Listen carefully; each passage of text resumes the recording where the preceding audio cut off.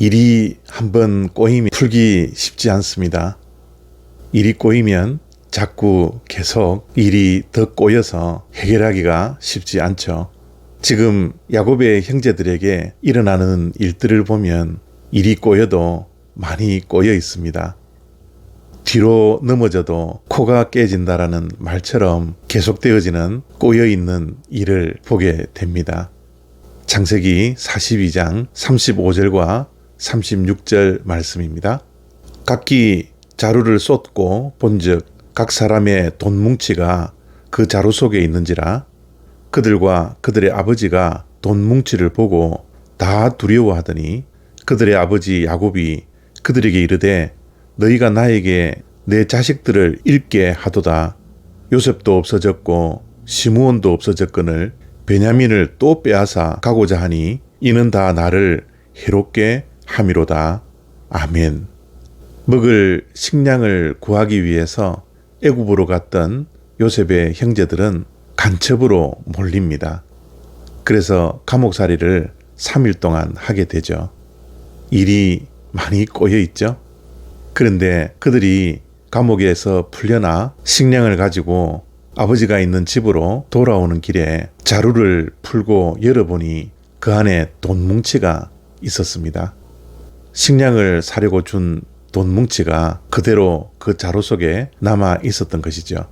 사실 생각지도 못하게 자루 속에 남아있는 돈뭉치를 보면 기뻐해야 될 상황인데 그들은 기뻐하지 못하고 혼이 나서 떨고 두려움과 걱정과 염려 속에 쌓이게 되었습니다. 왜냐하면 그들이 간첩이지 않다라는 것을 밝히기 위해서 애굽에 시므온을 남겨놓고 왔거든요. 그리고 아버지를 설득해서 막내 베냐민을 애굽으로 데리고 가야 했습니다. 그래야지만이 그들은 간첩의 누명을 벗게 되기 때문입니다. 그런데 이제는 간첩의 누명과 함께 도둑의 누명까지 쓰게 될 처지에 놓였습니다. 그들이 생각한데 도둑으로 밝혀진다면 볼모로 잡혀있던 시므온의 생명까지도 위협을 받을 수 있는 정말 난처한 상황에 처하게 되었던 것이죠. 정말 일이 꼬여도 어떻게 이렇게 일이 꼬일 수가 있겠습니까? 뒤로 넘어졌는데 코피가 나는 그런 상황이지 않습니까? 예기치 못했던 상황들이 계속 이어지고 있습니다. 그 형제들의 마음에는 많은 걱정으로 가득 차 있게 되었죠. 이제 아버지를 어떻게 설득해서 베냐민을 애굽으로 데리고 가야 할지, 그리고 어떻게 도둑의 누명을 벗어나야 할지 그들은 걱정과 염려와 두려움 속에 쌓이게 되었습니다. 되는 일이 없어도 어떻게 이렇게 없을 수가 있을까요?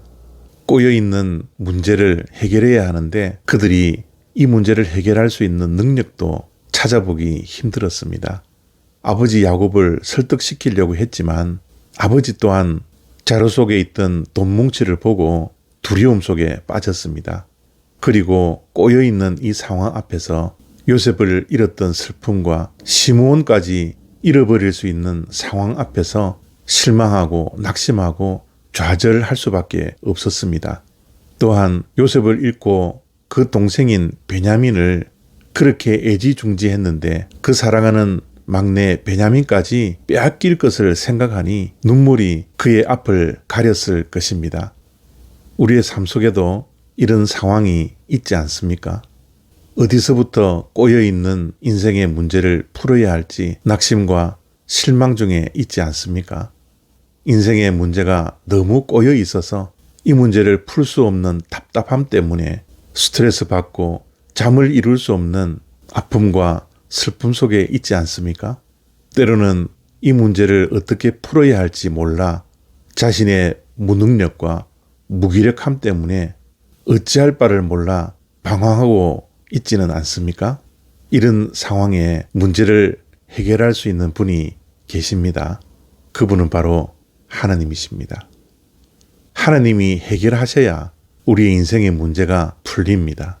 우리의 인생의 문제의 해답은 하나님께서 가지고 계십니다. 그렇기에 우리는 하나님 앞에 엎드려야 합니다. 나의 무능력과 연약함을 가지고 하나님께 나아가야 합니다.